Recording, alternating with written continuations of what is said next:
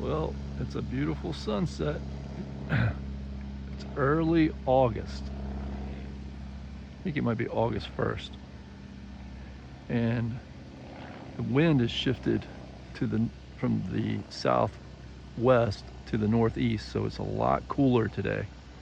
And we had quite a few days of some fairly hot weather, but it was very windy out of the southwest, which means it was blowing straight on shore from this side of the island, from the west side of the island, or northwest side of the island. And so it was real hot, but it was a really strong wind. So if you came over here and sat by the water, it was okay. But now we've got a northeast wind, and just the overall temperatures have cooled off a lot. The wind's coming off of the ocean, and it's much cooler, and it's very pleasant.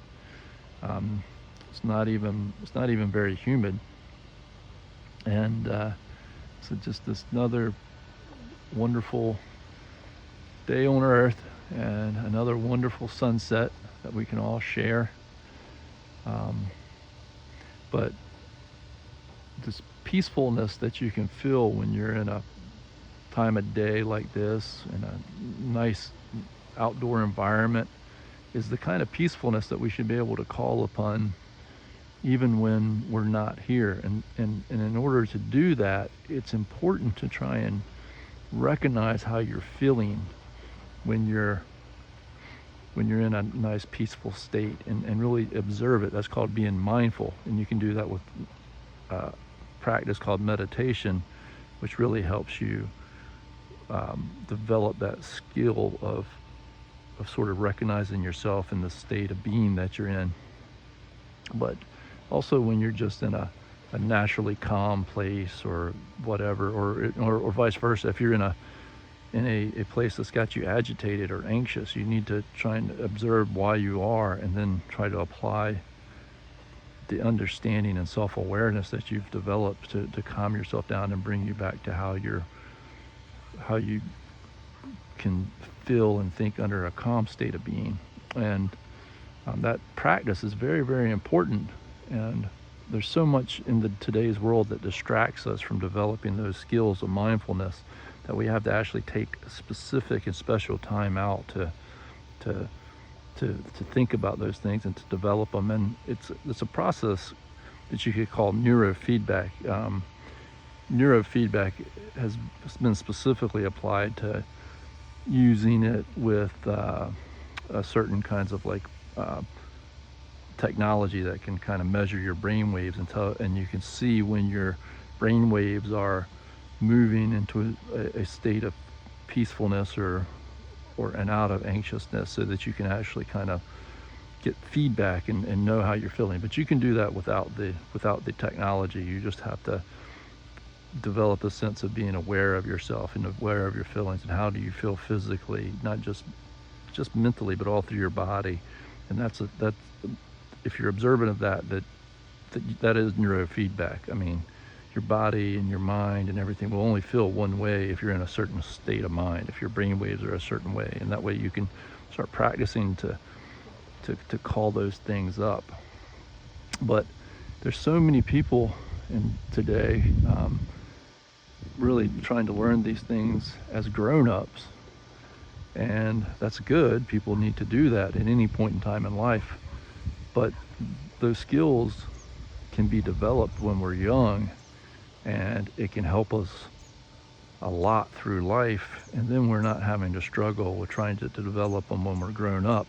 But we have them, just like learning some other skill, like learning to ride a bicycle, or learning to do math, or to paint, or to draw, or whatever. You learn it when you're young, it stays with you.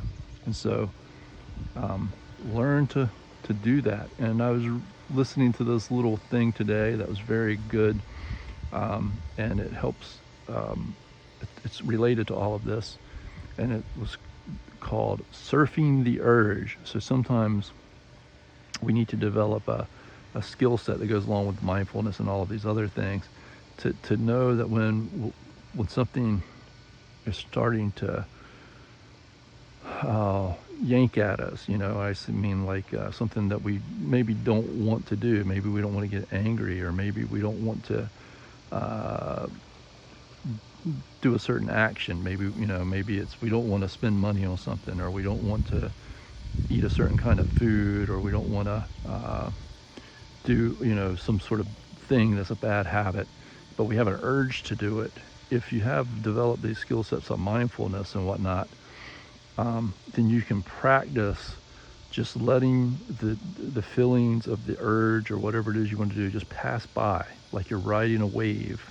And so instead of acting on the urge, you can just let it pass by. But you have to have a sense of self-awareness, and then you know practice letting whatever that is pass by, and eventually the urge will go away. And that's a really good way to develop better habits and better skills that we can all use, and then we can teach that to other people.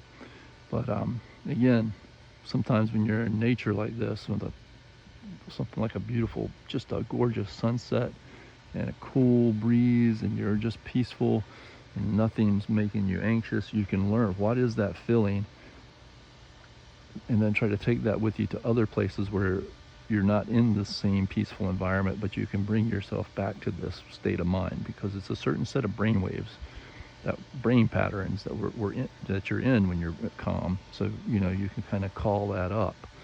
Anyhow, I love you, and enjoy every day on earth.